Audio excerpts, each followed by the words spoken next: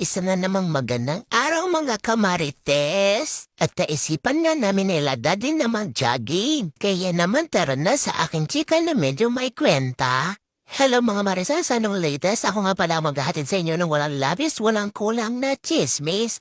Blake Perfect.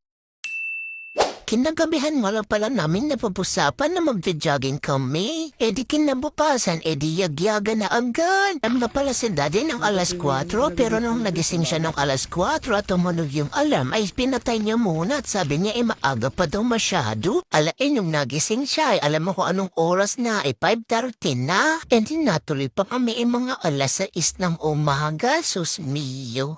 Lima nga pala kami sanang magkakasama mga kamarites, kaso nga lang ay hindi na nakasama si Kuya M kasi napakahirap gisingin. Kalahating oras pa nga lang kami naglalakad ay talagang lawit na ang aking dila. Naku, sign na ba to na tumataba na ako?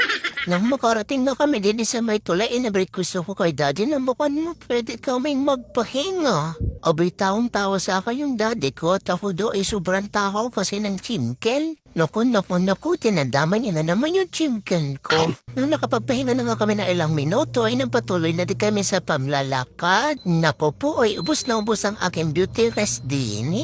Maya-maya nga ay ito na ang bumungad sa amin mga kamarites.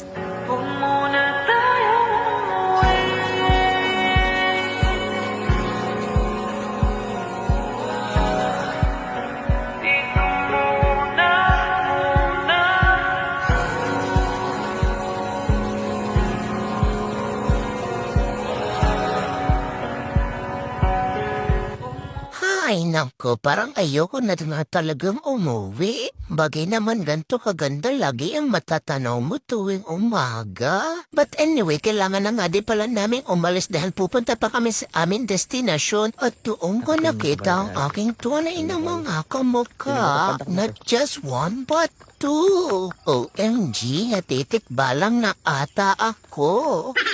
Resulta ata yung nakakaihi ko kanina sa puno. Diyos mio, dami-dami kong pwedeng maging kamukha. Kabayo pa talaga mga kamarites.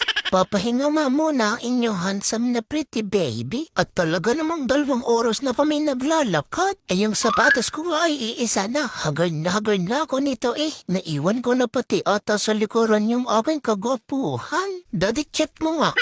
Mga 1 oras pa nga kaming naglalakad, talagang naramdaman na namin ang sobrang pagod at sakit sa paa. Kaya naman, nag-decide na kami na bumalik na. Ang saya-saya ko nga nung nalaman ko na babalik na kami. Kaya napapatakbo pa ako din sa saya. Kasi makakapag-beauty rest na uli ako. Hala, Diyos mio, parang wala na kapugian natitira din. Kakita na lang. Ew, kadiri.